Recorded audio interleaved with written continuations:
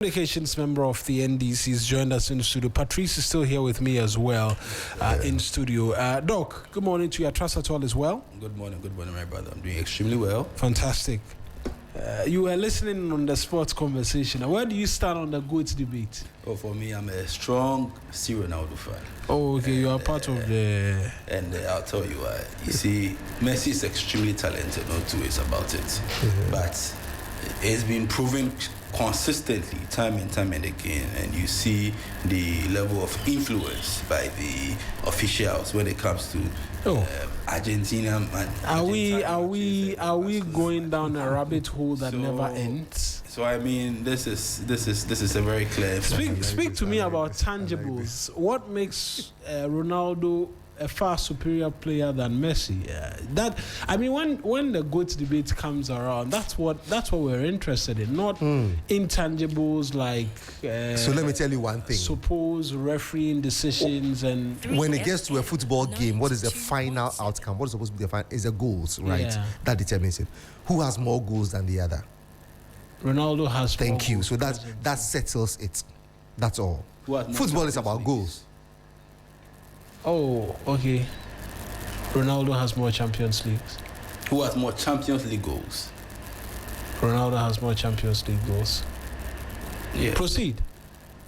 Because that's where it ends. Yes, but that is where it's supposed to end. Football is about goals, and that is all. I'm sorry. Oh, please. What else? But anybody who says all football is because of goals, then strikers, we should just leave it to strikers so that they'll play. My brother, at the end of the game, who beat who? By 3-2, 3-1, 2-0, 4. So it makes you a winner. Anybody wants to disagree with no, a winner is determined by the number of goals you score. We'll leave it to strikers. And the person who's got more goals is Cristiano Ronaldo. We'll leave it to strikers to slug it out, and then perhaps he's played more games than Messi. It's not perhaps. He has actually played in excess of 130 games more. Yes. And the difference between them and goals is about 60 something. Great. So my point is far superior player when it comes to conversion rate. Is that what you're looking at? Or we're looking at who the leader is? I don't care whether you came into the game late or not. You decided to be part of the competition. If you say no, I'm staying away from this. Nobody is arguing about who has scored more goals. But is that the only metric in determining who? Oh, for me, you see, my people will say in the crack and saying, football is all about leading the goal chart. That's all, and he's led it. Who led the goal chart at this tournament? Mbappe. Where was he? Where did he end up? Oh, he was booted out when it came to the third position. Yeah. You said football is all about goals. No, goals, yes. So I'm not comparing him to Cristiano Ronaldo. No. It's all about goals, yes. You made a blanket statement. Football is all about goals. Absolutely. And I'm saying that if it's all about goals, you can leave strikers to slug it out. But I've given you just one instance. Yes. Who won the Golden Boot at this tournament? It was Mbappe. Where did he end up? Fourth place. Does that mean anything? Why didn't the goals... If football, he won the Golden Boot. If football was all about goals, he won the Golden Boot. That would have mattered in who won the World Cup, wouldn't it? No. He's making an argument to support my case. Yes. So you don't know how to to do this. Yes. No, all I'm saying is you can score useless goals, which amounts to nothing. Oh, there are useless goals. No, I mean I never knew. But in regards to the fact that football is all about goals, well, I believe that there's more to football than goals. Oh, absolutely. So technically, it has always been actually. Oh, so okay, we can extend it to scouting for players. You want us to extend it? I'm not talking about at the end of the day and all of what makes a person outstanding. I'm saying that I think the point is, yes, goals win you games. Yes, defense wins you titles. Right. That is true then, it is true now. Spain didn't score the most goals at this tournament. And also midfield. But they scored. No, I'm saying with a goal. In terms of defense, they had the best defense. They considered just one goal. They didn't score as many goals as possible. Right. Patrice, please come this way for me. Okay. So, right. They didn't score as many goals. Argentina scored the most goals. Right. And even France scored more. So where were all the goals for all of the teams? So it takes more than just goals. In the 2016 Euros, 3FM when Portugal won, they didn't score a lot of goals, but they won. Defense will win you titles. I really wish that there had been a situation where Messi had legitimately, won a lot of his titles. No. Yeah. It would have been very clear that Messi would have been the GOAT. He wouldn't have had so much to say. But Dog, I mean, you are. I mean, Seblata. Yes. I mean, openly. Made a preference. He preferred. Was it Messi to? Now Infantino also made a similar statement. Oh, I see. I mean, not openly, but you can see from their reactions. And I think there was an interview whereby he mistakenly said that he wanted Argentina to win or something. Before that thing is false. Really? Really? It's AI. In fact, Bill said the same thing here. I challenged him until he couldn't prove it was false. Oh, really?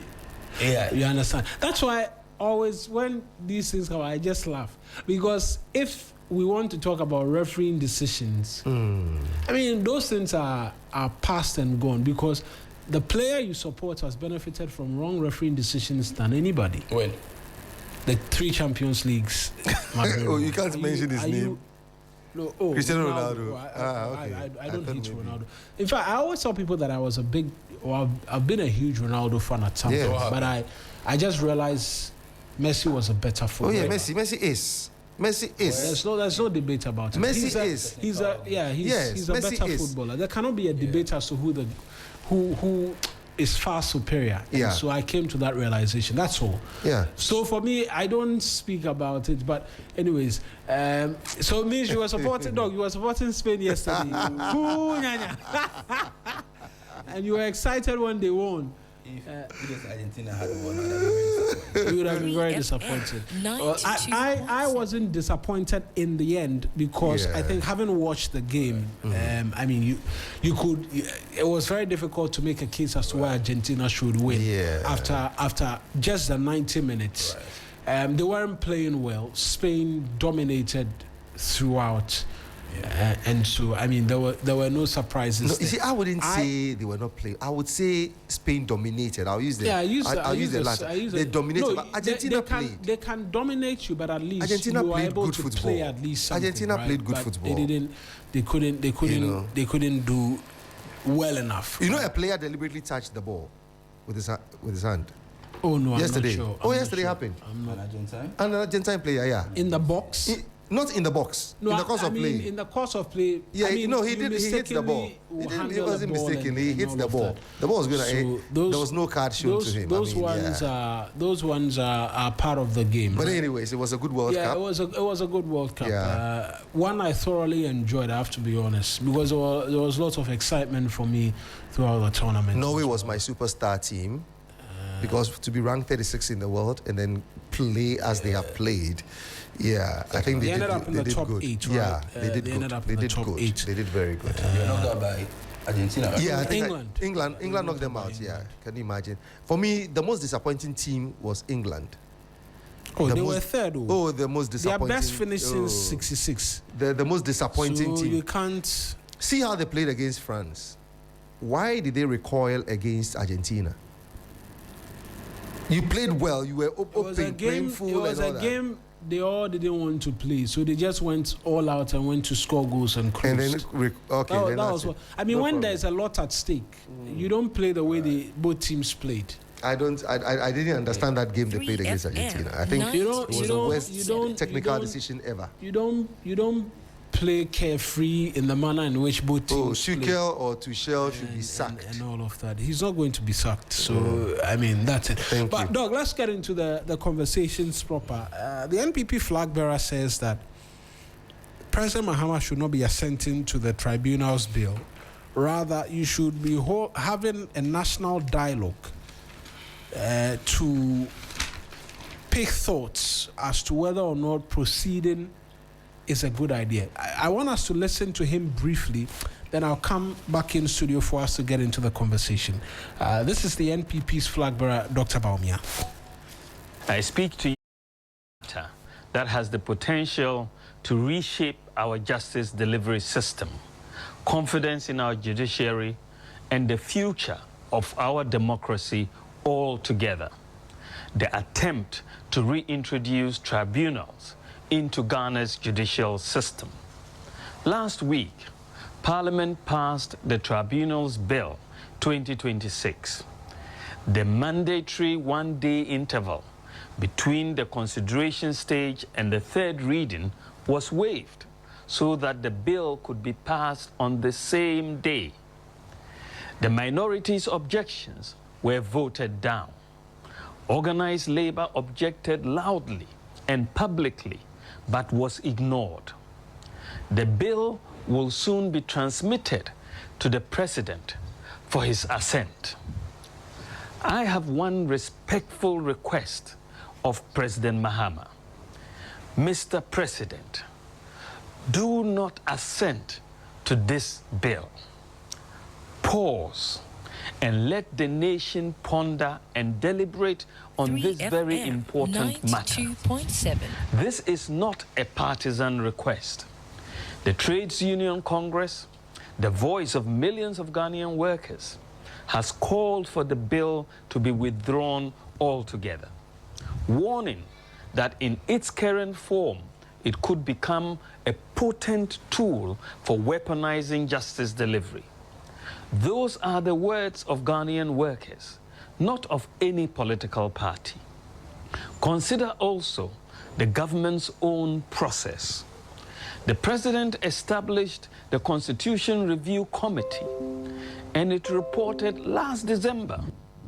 This committee recommended removing regional tribunals from the Constitution because the High Court has long carried their caseload. Yet, the report of the committee has not been published. Before the nation has even read it, Parliament has rushed through and legislated in the opposite direction. Mr. President, publish the report first. Above all, Mr. President, reflect on the historical antecedents of the public tribunal system. Under this bill, panels that include persons who are not lawyers may sit in judgment over criminal matters. Ghanaians remember tribunals, and we remember what was done in their name. Our courts are congested, yes, but the answer to congested courts is to strengthen the courts, more judges, more courtrooms, and digitized processes. It is not to build a second system of justice. Mr. President, your government commands one of the largest majorities in the history of the Fourth Republic. With such numbers, Parliament can pass almost any bill it wishes. Not everything that can be passed should be passed. The larger the majority, the greater the duty of restraint. History will not ask how many votes a law received. It will ask whether the law is just, equitable, and seeks to promote and protect the interests of Ghanaians. My call is therefore simple and constructive. Withhold your assent. Convene genuine national engagement. Invite the Ghana Bar Association and other lawyers groups, organized labor, civil society, and the political parties, including my own. We will come in good faith and consult the judiciary itself, the institution that must live with whatever Parliament creates. Justice belongs to no government and no party.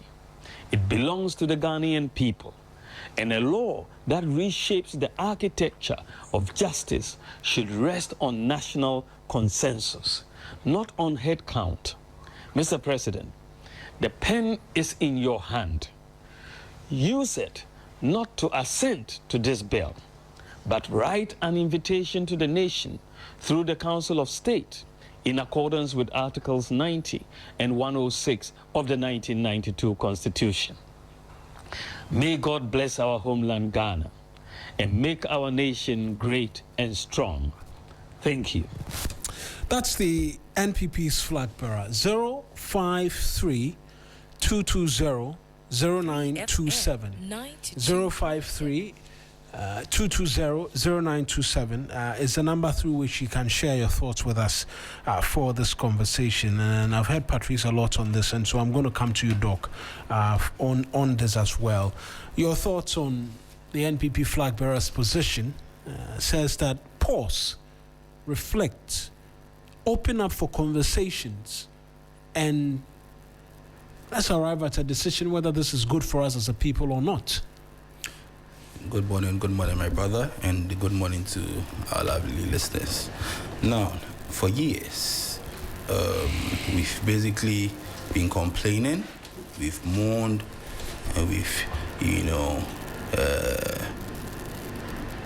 constantly been worried about the constant delay when it comes to prosecution of cases within the country. One civil case can take 5 years, 10 years, 15 years for it to be prosecuted. In fact, some days you may even end up being in court, and then before you realize, you even grow old, and then the whole court case becomes, non-factual. So basically, we noticed a phenomenon whereby our courts are constantly choked. Our courts are constantly filled with cases. There's constantly a backlog of cases within our court system, which leads to constant delay when it comes to prosecution. And I want to state categorically that His Excellency President Mahama is not in any way altering the judiciary. What we are doing is actually completing and augmenting the judicial system of Ghana. Now, Article 126 of the Constitution clearly states that there's a provision made for regional and district tribunals within our constitution. So I'm very surprised at the cries and moans by our colleagues in the NPP. And in fact, I don't understand where their cries and moans are coming from, because if there's a law within the constitution and you know clearly that you haven't abused any laws within the constitution, I don't understand where the cries are coming from. You understand? This is a reformer tribunal. It is not something that was existed within the 1980s as they've made it to seem. In fact, in the 1980s, we were in a military regime, so obviously things were much different then. Now, the tribunal systems that we are going to, experience is going to be quite different. In that, first of all, it's constitutional. It's not something that we are picking out of the blue. It is within the Constitution.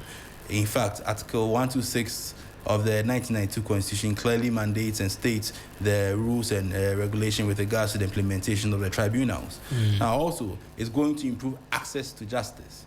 Now, you realize that there are some farmers, maybe in the districts, in the rural areas, which maybe they have a legal case, a legal matter, and then they have to come to the cities in order to prosecute, in order to have their legal cases heard. So you realize that what happens is they end up having to spend a lot of money on transportation. It ends up affecting their... But isn't that where the district courts, and there are district courts, there are circuit courts, there are high courts in all of these regions as well? Yes. That should be able to take care of all of that.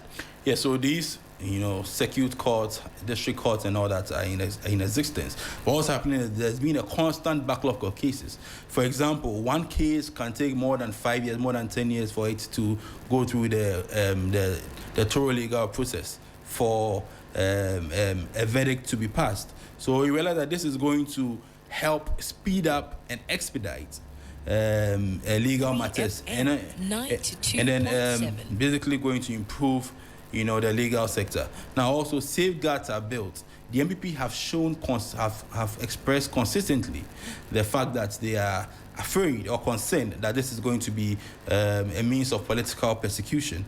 Now, this is not like the PNDC era.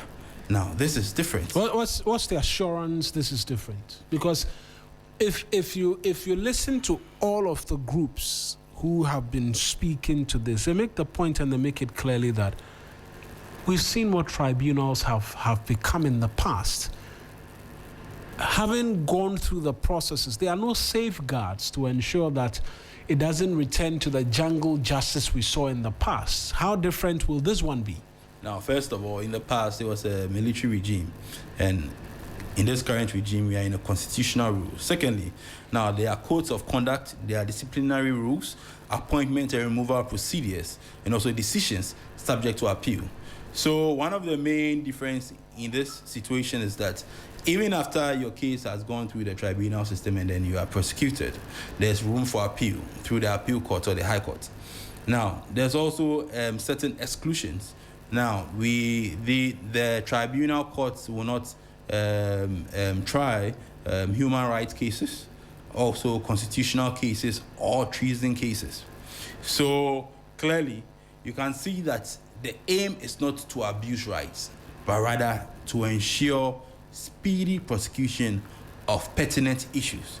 Because when you look at the pace at which so many cases are going, one government comes in, starts prosecution, one case takes over. I mean, so far currently, even the Wontumi case has ended up lasting more than 1 year, and they keep on going to court in and out. So you realize that it is one situation which is going to expedite prosecutions. Now, by expediting prosecutions, I'm from the health sector, so obviously I'm very passionate about the health sector, and I'll give certain examples. Now, for example, during 2021, during the height of the COVID pandemic, there was a Sputnik V vaccine procurement deal, whereby whilst numerous countries were procuring vaccines such as AstraZeneca and all that, the government of Ghana, the Minister for Health at the time, Ajima Menu, decided to procure Sputnik V through Arabian middlemen. Yeah, that story. Yes, and you look at the deal, you realize that each vaccine was supposed to have been sold for $10, but it ended up being sold to the government of Ghana for $19 without cabinet or parliamentary approval. And there are so many cases that are pending on the Attorney General's desk, awaiting prosecution, but because of the numerous prosecutorial delays through the high courts, and that's why we decided to implement. In fact, during the 2024, before the 2024 elections, as part of our campaign, our manifesto clearly stated that we're going to reinstitute tribunals. We're going to fully implement the oral. And these were some of the reasons why the Ghanaians voted massively for the NDC. Because you realize that the Ghanaians saw exactly what was happening within the country and decided that no, they needed a change. They needed people who were going to ensure prosecutions.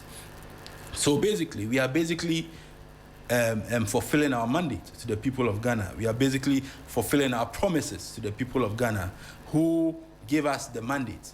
We are not here on our own. The NDC government is not here on our own. We are here to basically serve the people of Ghana, and which is what we intend to do.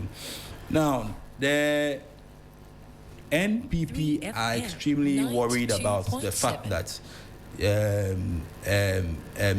it's going to be biased. The committee and then the appointments are going to be biased, and that the decisions that are going to be taken by the courts are going to be biased. And in fact, these tribunals exist in so many countries. In the UK, in Rwanda, and even in South Africa, they still practice tribunal courts.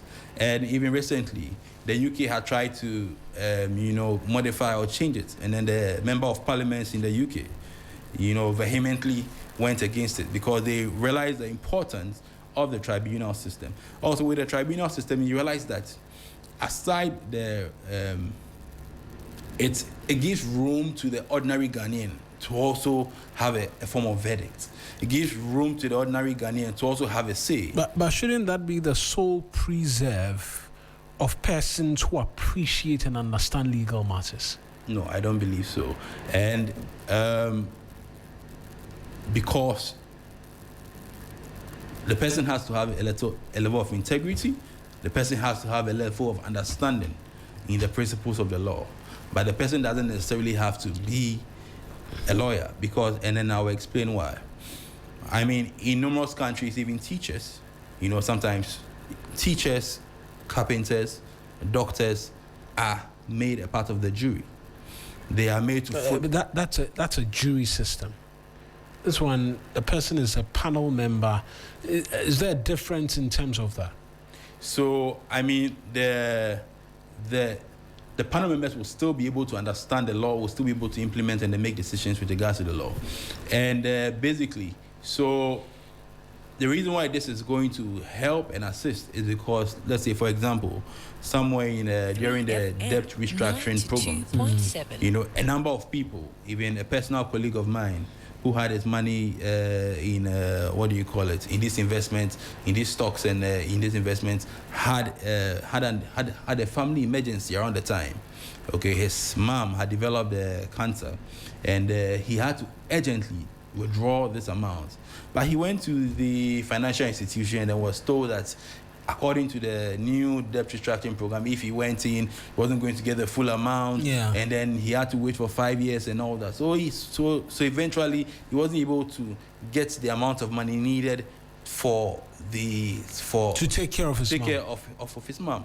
So, you know, people like this would understand the situation, would be able to understand the legal matters, and be able to appreciate and then, you know, contribute effectively to the but however, as I said earlier, even after a verdict is passed, there's a room for appeal with the Court of Appeal and the High Court.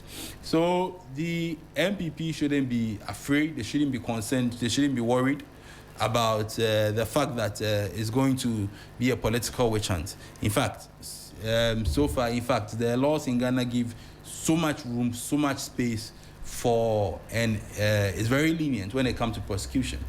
So they shouldn't be concerned about the fact that this is going to be a political witch hunt. It's a tribunal. It already exists within the 1992 Constitution, and it's something that we are barely implementing and bringing back to life. Now, they keep on mentioning that it's an old system, something that has outlived its usefulness. I'm going to make a comparison when it comes to the health sector, something we call primary healthcare. Primary healthcare before had also become defunct. And that's something that earlier this year we decided and we analyzed and we evaluated the importance of it, because you realize that there are systems in place. Now we have the national level, we have the regional level, we have the district level, and even sub-district and community level. Now, from the district, sub-district and community level, you realize that they don't have the same access to legal services, to healthcare services, as compared to the national and then the regional level. So, with regards to primary healthcare, we decided to institute it in order to increase access at the sub-district, community, and then the district levels. When it comes to the community health planning services, when it comes to the health centers. So what you are saying, you are seeking to do the same with tribunals? So I'm saying that the point that it has outlived its usefulness doesn't apply here, because we are aiming to reach the inaccessible people, the people who before would have to, spend long days at the argument again, which is very sound, right, is that the money you are going to use to set up regional tribunals, district tribunals, and appoint persons and spend money and all of that, that money is needed in the current structure. Have you seen the courts? A number of them are dilapidated. In fact, lower court judges have been complaining about remuneration, standard of working conditions, amongst other things. Those are areas where, when you look at, you begin to address issues directly in relation to justice delivery. 3FM, then the court system in itself, e-justice system, and supporting the judiciary to ease the burden within the space. That is where attention is. If you create an additional court, I'm sorry, but you haven't solved the problem. So the tribunals are one part of numerous reforms we are instituting. Okay, it's not basically the only reform. And in fact, the president has said that he's going to digitize the courts to ensure that adjournments no longer frustrate the ordinary citizens. And we'll also create specialized courts for land and commercial cases. So this is not the only reform we are making. There are going to be numerous reforms within the judicial system. which we are going to institute. But we are starting and then we are working with this at this particular moment because it was part of our commitment to the people of Ghana with regards to the social construct and then the promises we made to them, and part of the reasons why they voted overwhelmingly for us. So it means that this is something that the people of Ghana want. It's something that the people of Ghana are cheering for. This is something that the people of Ghana are championing. And then as representatives of the people of Ghana, we must listen to their views and then to their perceptions, and make sure that we lead and then make sure that the people who are, found of corrupt deeds are brought to justice. So there is no jungle justice which will be delivered. I'm going to read a few comments which have come in relation to the subject matter. Sefiamo sends this one in, says that what exactly is the fear of Bawumia and the NPP in this tribunal's law being implemented? We've all complained about the growing incident of delays in court where people are remanded overly, even on petty cases of plantain theft. So if there is a tribunal that will deal with these cases expeditiously, deal with those issues, the NPP says what? They should allow the constitution to work. He says they should give us a break. He adds, the tribunals, the cases they are going to deal with, they are very specific. I'm not going to be dealing with petty theft amongst other things. Is that appreciation there for members even as we continue in this conversation that this will help in justice delivery amongst other things? Okay, so I noticed that one of the recurrent, topics for discussion is that the people are not clearly aware of the overlapping or the functions between the tribunals and the traditional court systems. So I'll give a brief difference in the functions. So the traditional courts basically have a broad general jurisdiction in all legal matters, human rights, constitutions, treason, fraud, everything. Tribunals are highly specialized and focus on distinct administrative, regulatory, or civil matters. Now, also when it comes to procedures, the traditional courts follow strict, rigid rules of evidence and formal pleadings, which end up taking years, 5 years, 10 years, 15 years, sometimes 20 years, you are still going to court. And it ends up dragging everything. Now, the tribunals are more flexible. They are, they are quick, they are faster, they are able to prosecute people, with the right evidence, and then able to bring people to justice. So the speed is one. Secondly, the level, the specialization, the function is one. Now also the personnel. Now the courts, the High Court, Court of Appeal, Supreme Court are presided over by judges who have basically broad legal training. Tribunals are often, made up of subject matter experts. In addition to the appointment by the Chief Justice in conjunction with the Judicial Service and the President, also in conjunction with the Judicial Service. Now, the right of appeal, as I've stated clearly, tribunals, the NPP shouldn't be afraid. I mean, once you haven't committed a crime, you shouldn't be afraid of. If I'm sitting here, as I'm here, I'm not afraid of the tribunal because I know I haven't committed any crime. No, because it's your party that's bringing it, and so you not have any cause of concern. Not necessarily, because President Mahama has shown time and time and again that regardless of your party affiliations, if you are caught breaking the law, you would be prosecuted. The law would have its effect on you. So he is not one who will defend you based on your party affiliations, and he's one who is very firm when it comes to the law. So it's not in regards to the party, but it's in regards to the fact that it's something that's going to, give hope to the people of Ghana. Because right now, to be honest with you, the people of Ghana are losing hope in the judicial system. They are losing hope in the country because and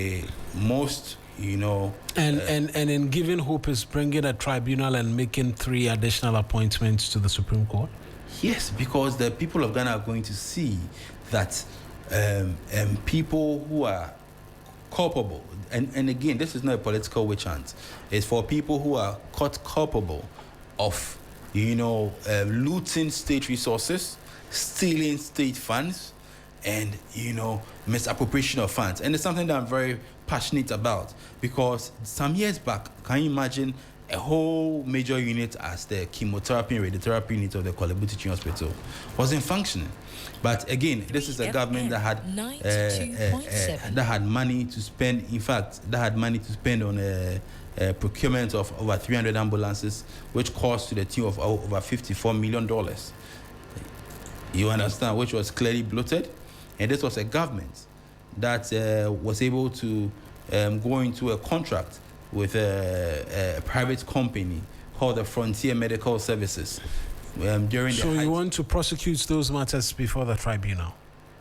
Want to prosecute basically all corruption cases, and try and then retrieve funds. And as I said, it's going to give a lot of promise to the people of Ghana, because the average Ghanaian, the floating voter or the average Ghanaian is extremely disappointed in the previous government's performance. So one of the campaign promises was for the ORA and for the institution of the tribunal system. This is something that we are really pushing.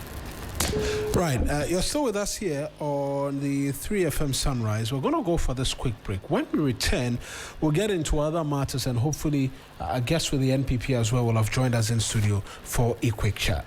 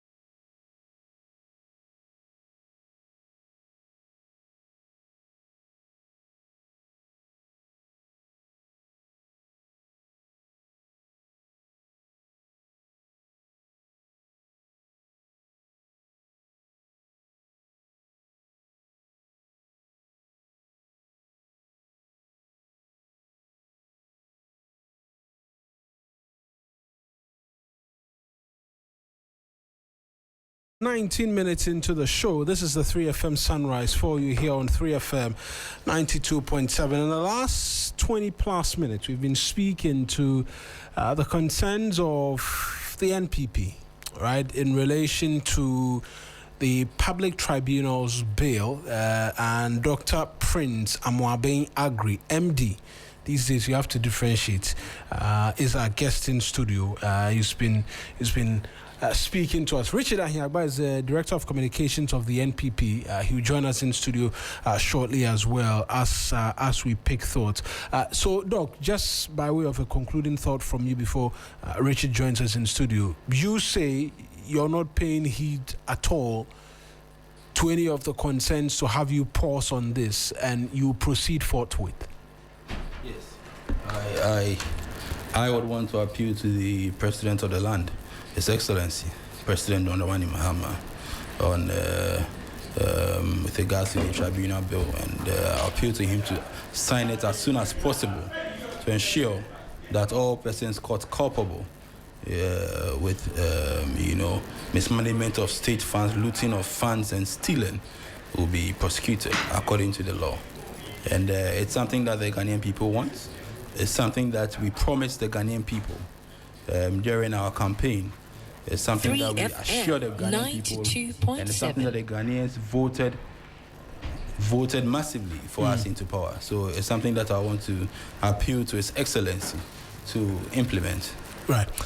Like I mentioned, Richard Ahiagba, he's joined us in studio just quickly. Mr. Ahiagba, I appreciate you joining us as well this morning. For you in the NPP, you say the tribunal is a no-go area. Yesterday, the flag bearer was speaking as well and is asking for the government to pause on it and hold a more consultative conversation. Why is that? Because from all of the justifications which have come forth, they say this will help speed up the justice delivery process.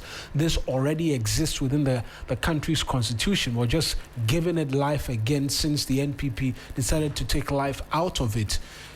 Nothing being done is unconstitutional or illegal. So where is the concern? Well, thank you. And good morning to my friend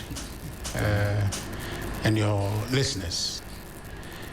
I don't think the NPP has a concern. We're essentially amplifying the voices of Ghanaians against this tribunal. It's not as if we've not had it before. We've had it. And the history is poor. It's not one you go back to. And so, to that extent, President Mahama should put on the brakes. The Trade Union Congress is opposed to this.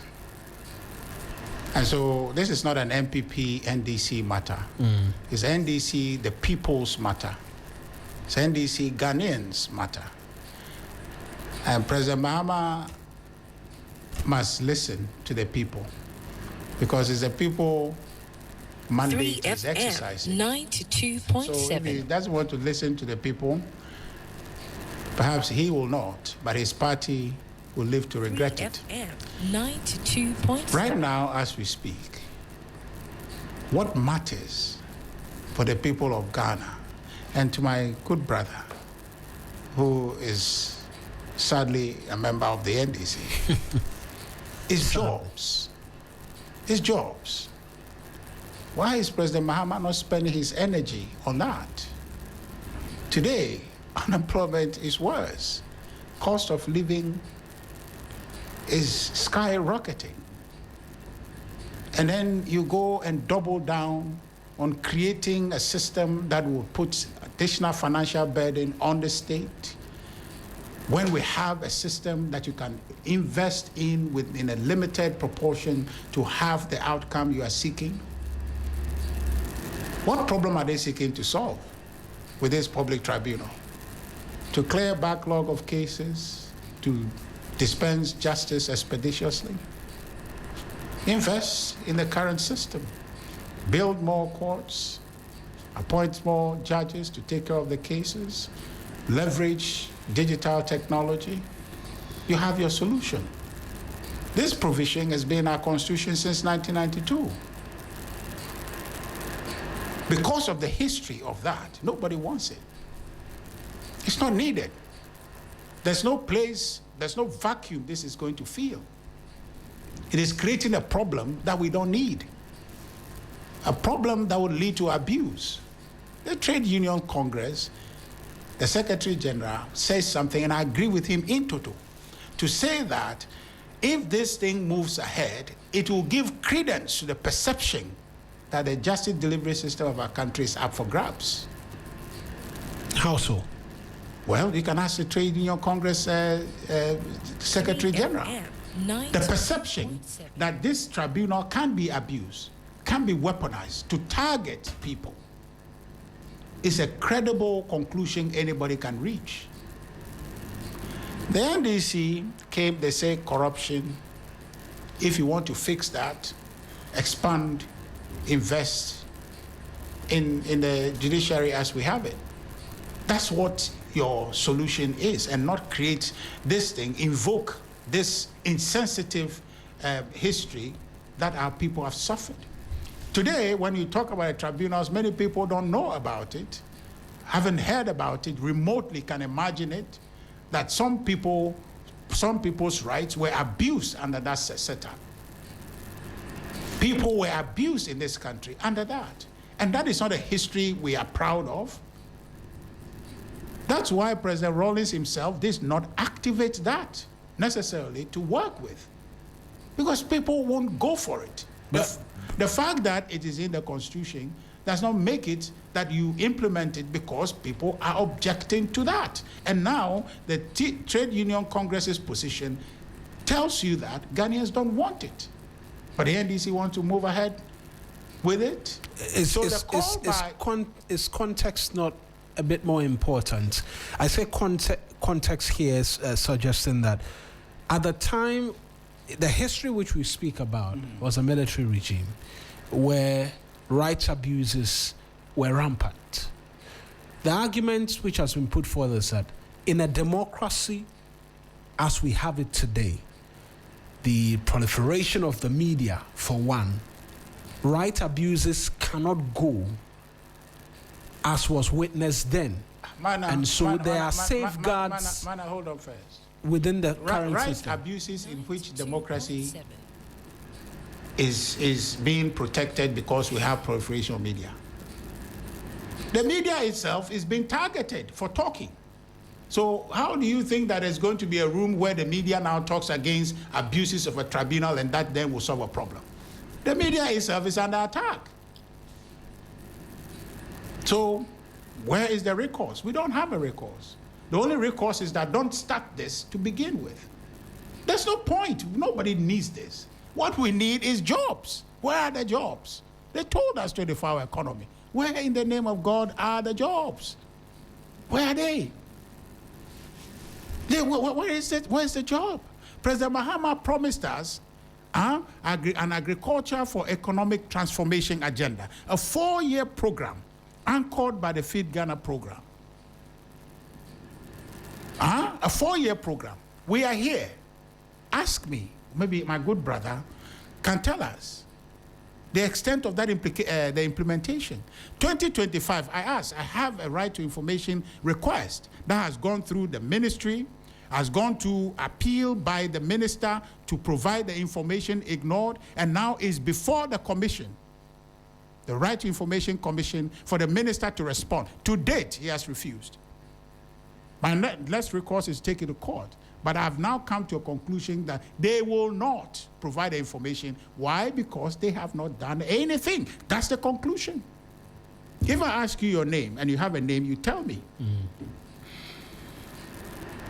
You only refuse if you don't have a name or you're not proud of your name, or your name suggests something that you're not proud of and you won't tell me. If you have something, I ask you, you will give me, you say yes or no. Right? So the minister doesn't have the information to the extent of his implementation. I am a farmer myself. When this whole thing started, they came writing people's name. My farm's name has been written.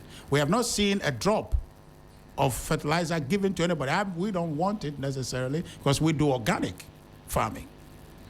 We have not seen a grain of fertilizer given to anybody. The Farmer Service Center, they said they will build continuously, put in budget. Where in the name of God is it? So these are the things that matter to Ghanaians. These are the reasons why they voted for it. Nobody voted for you to come and establish a tribunal. For what? That was in their manifesto. To do what? But the 24-hour economy is in their manifesto. Yes. Why are they not implementing that? That's what is more consequential.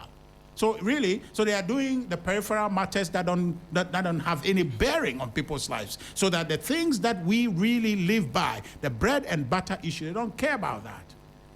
They care about what? Persecuting political opponent. That's what they want to invest their time in. Then we have actually signed up to waste 4 years with this NDC administration. So this whole thing is bogus to begin with. It's needless. And Ghanaians are telling President Mahama, plain and simple. You know, I was just telling your colleagues at TV3 earlier on that, look, the 24-hour economy gained currency because the then Secretary General of TUC, Dr. Anthony Yauba, said it was a game changer. He gave it currency. Then he said it was a game changer. You remember that? Yeah, I do. The 24-hour economy is a game changer. The same TUC says that this tribunal thing is a game changer in terms of invoking the sad memories of our country. That what we have gone through is not a proud moment in our history. Let's not bring it back. And you say what? Dr. Mahmoud Bawumia, the MPP, we are only amplifying the voices of our people that says that, no, we don't want public tribunals. It's a waste of our time. We have urgent problems, sir. Please solve it, Your Excellency. We want jobs. We want jobs. Everything else will be added. In this economy, what everybody wants is jobs, and all other things will be resolved around it. That's the issue. We don't need tribunal. Nobody needs tribunal. And even though, look, this whole LGBTQ bill that they canvassed with in opposition and won election by, what is the urgency in dealing with it, apart from they have come to water it down? Right. What is that? So everything they are doing is not what they promised that they will do to change the lives of our people. They are doing the reverse, and that reverse is what Ghanaians are telling them, we don't want it. Please respect us and don't carry on. And Vice President and our flag bearer is simply appealing. And I love the language in which he put it, respectfully. Not a partisan request, but a request so Ghanaians can take a moment to understand your view and your motivation for advancing with this tribunal bill. All right.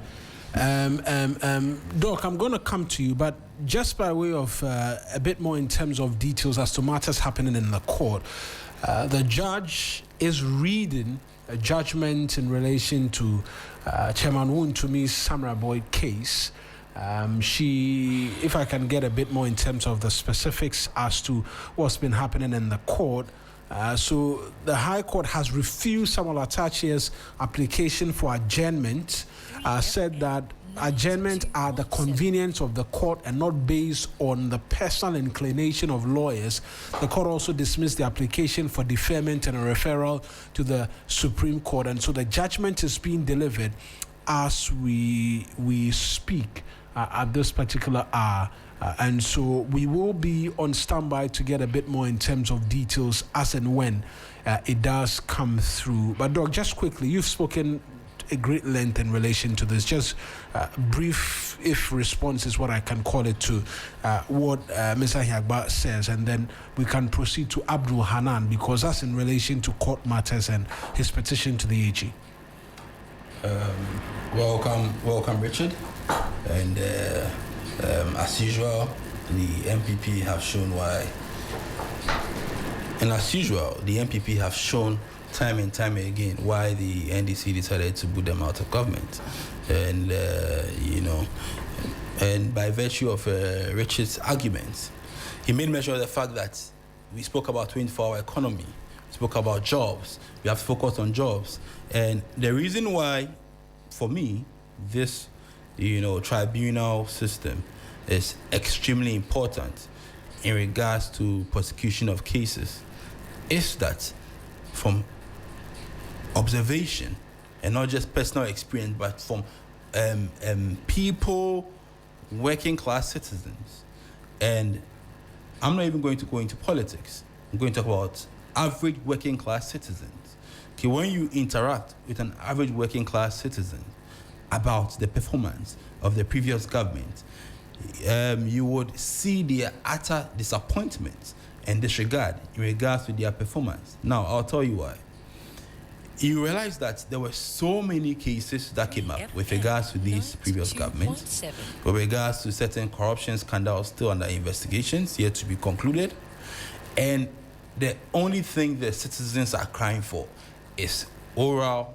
You promised us oral. You promised us the tribunal system. You promised us this. Why aren't you doing it? And it was clear in our constitution. It was clear in our manifesto. The NDC was clear about our mandate to the people of Ghana. We stated categorically that we're going to do this, we're going to do that, we're going to do this.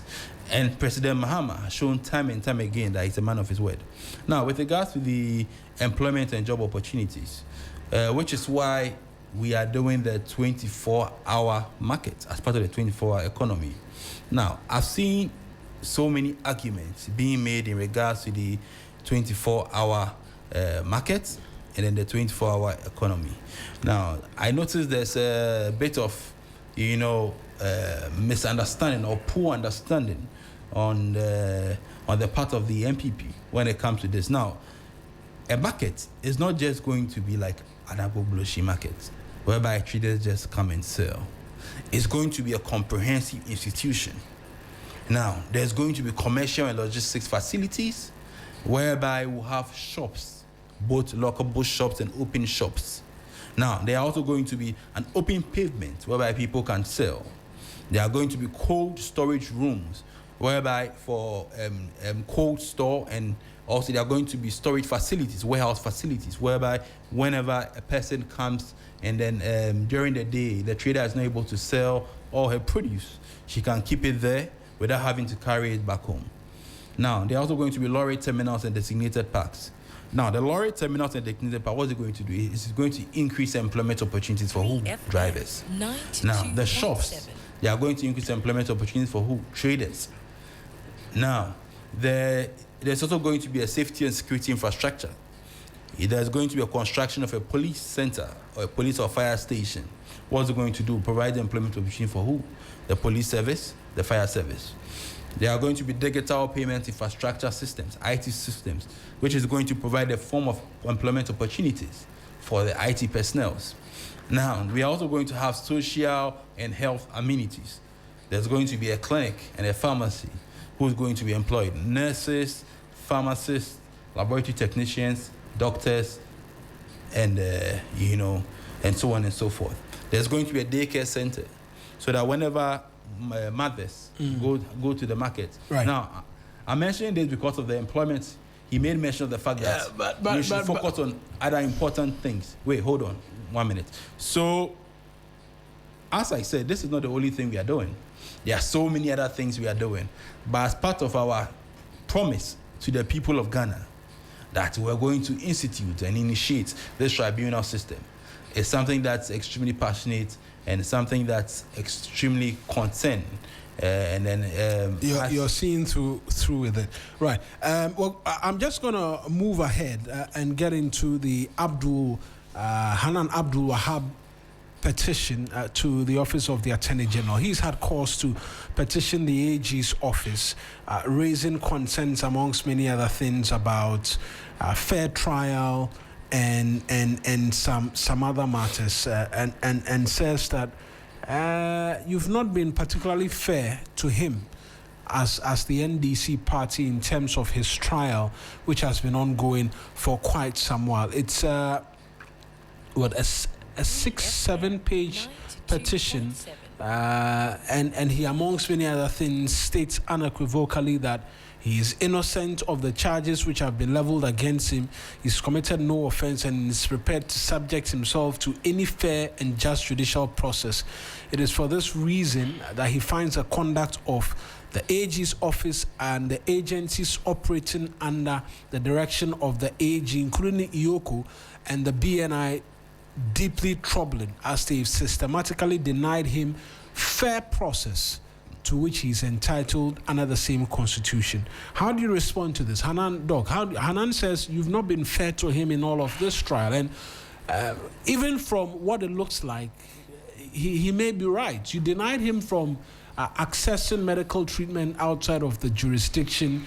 His lawyers are even claiming that either BNI or Yoko officials took possession of his wallet, and his £6,700 has not been returned to him, amongst others. You're not being fair to the man, are you? You see, first of all, why would he want to access medical facility outside the country? That's within his rights. The court granted him that.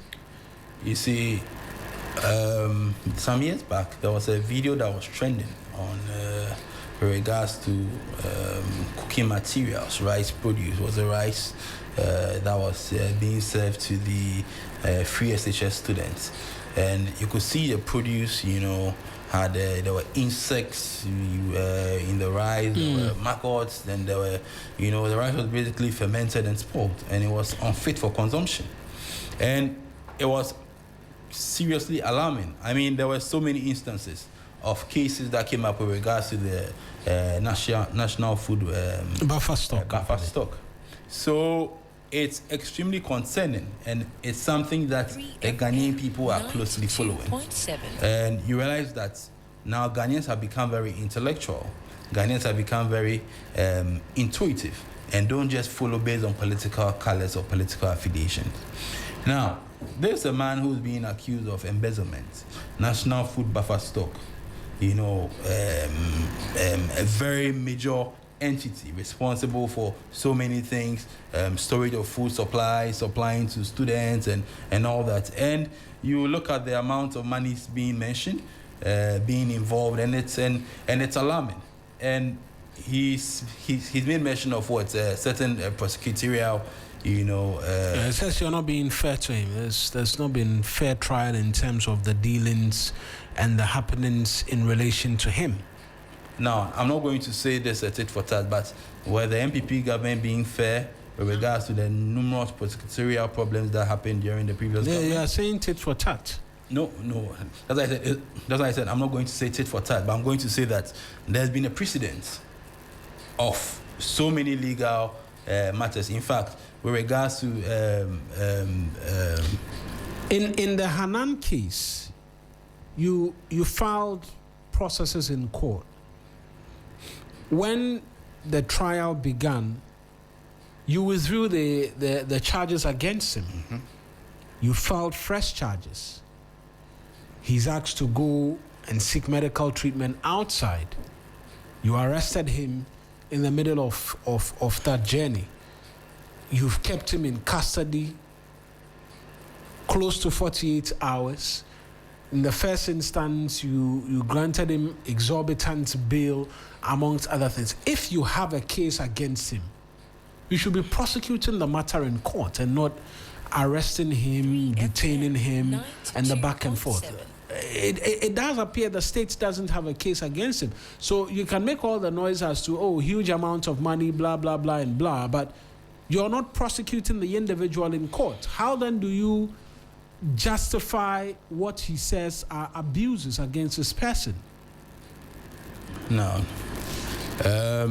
With regards to the catch and release and then, the various prosecutorial, again, I'm not going to speak on, what do you call it? The process. No, I'm not going to speak on tit for tat. I'm going to speak on precedents. Okay, and then the fact that when it comes to doing something or doing certain procedures or carrying out certain things, I mean, you must always be aware of the process.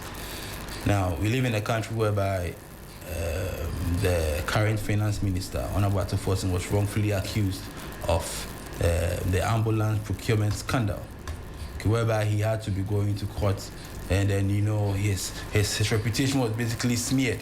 He was just being tossed left and right, up and down. So many various instances of prosecutorial and legal situations. And we live in a country whereby even just a few years back, you were being arrested for freedom of speech. You were being arrested for speaking out. In the case of, for example, Apia Stadium, who's a popular social commentator, who in 2017 was arrested when an audio leaked in regards to the fact that he was making some comments about the president at the time. You know, we live in a country. We lived in a country whereby we saw Bongo Ideas, a popular Twitter commentator, who was, you know, taken in the middle of the night with no consultation to his lawyers or anything, just by virtue of the fact that he made certain comments on social media in regards to the president and the first lady at the time. You know, we live in a country whereby female students, SHS students, Chiana SHS students, were dismissed for making certain comments about the president at the time. So I find it very hypocritical about this situation, that the MPP are trying to play victims to the certain allegations of prosecutorial, you know, bias and all that. And I'll conclude by saying this. Now, when you look at the processes that the Iyoko, he's made mention that Iyoko arrested him at a point in time, BNI arrested him, and then all that. With regards to the processes involved and all that, Iyoko, BNI have made it a point to regularly update, to lead, and then to abide strictly by the Constitution. So you realize that there are no constitutional breaches; they're just allegations of prosecutorial bias. Right. And this is even the point that I'm coming to. He made mention that this has lasted for a long period of time with no evidence and no prosecution because of the numerous backlog of cases, the numerous cases that shook the judicial system, which even goes to even further support the fact that we need the tribunal system to kind of fasten to fast track the process. For the process. Right. Let me come to Richard as well on the subject matter on Hanan and his concerns, writing to the AG's office. Someone will say he's writing to the office where he claims is abusing him. Will he get justice from there in deciding to raise concerns of abuse and all of that? Yeah, but what options do we have? This is a system we have created. And we created it with the best of intentions to say that all of us will be equal before the law. But what we are seeing under His Excellency John Dramani Mahama's government is that some citizens are more equal than others. But that said, you don't have any recourse. The only recourse is to revolt. But then we as a people have agreed, and the MPP most especially knows the pain of this fourth Republican democracy, and so therefore will be the last to do or encourage any revolt that will undermine it. And so, as tough as it is, we'll resort to using the framework that we have created for our democracy to operate. And our hope is that our institutions will be robust enough, will be independent enough to understand that's about the law and not about the person before it, that will hold the standard equal and in place for everyone to have their time with it. What we are seeing is a record of abuse of the rights of citizens. And it's as if Ghanaians have forgotten what the NDC said in opposition. Perhaps the NDC itself, led by President Mahama himself as the opposition leader at the time, the things they said about justice delivery in this country seems they are forgotten. Where you are today treated as though you are a criminal before you are convicted by a court. 3FM. What is unfolding before us is a clear effort by this government to treat suspected individuals the government is investigating for corruption and corruption-related conducts as though they are criminals to begin with. So they don't have rights. Their rights are seized. Their rights cannot be indulged. And so for an individual to go and seek medical health, that has become a matter in this country so much that you can't have your rights to go when a court has granted you the occasion to do that. And I thought I heard my brother talk about why would Hanan want to go and seek medical care? Yeah, as for that, I intervene and said it's a matter of right. Yeah. It's a matter of right. And once the court grants it, it's shocking. It's shocking.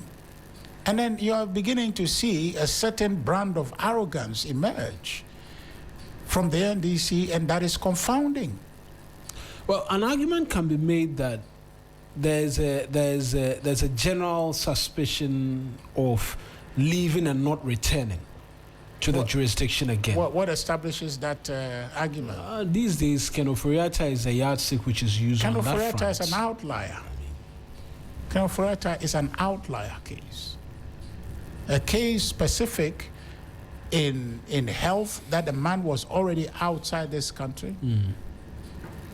You can argue Ken don't want to come back, and if I were Ken, I'm just using that as an outlier. Yeah, no, I agree with you. And I'm saying that it doesn't establish any pattern, okay, as an outlier case. There's no basis to conclude on an incident. It's not scientific. You understand, Maura? It's not scientific to conclude with an instance. When you have multiple instances, that is to the contrary. If you do that, then you are making a convenient conclusion because you have mischief to accomplish.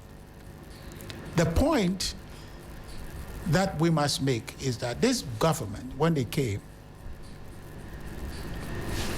in their pious positioning that, we want to fight corruption and all of this, what have they done? They have cleared their people. They've cleared their people. My brother, you've cleared your people. You disagree? You don't. You can't. It's a fact. You issue a nolle prosequi to clear your people. Which people have we cleared? We haven't cleared anybody. You choose to say we have cleared people because you thought it's a good political language, but we have not cleared anybody. No, you are saying that we've cleared our people. Yes. You say, which people have we cleared? Where is Honorable Collins Dauda, the man who dissipated $200 million to build a shell of housing for poor people? I consider myself a poor person. I could equally be benefiting. Yes. Richard, yes. Are you a poor person? Absolutely. Absolutely. On that tangent, I'm sure a lot of people would disagree with you. No, I am. I am. The slight smirk on your face. I just told you that I'm a farmer. Yes. Farmers are one of the richest people in this country. Under His Excellency John Dramani Mahama, farmers are impoverished.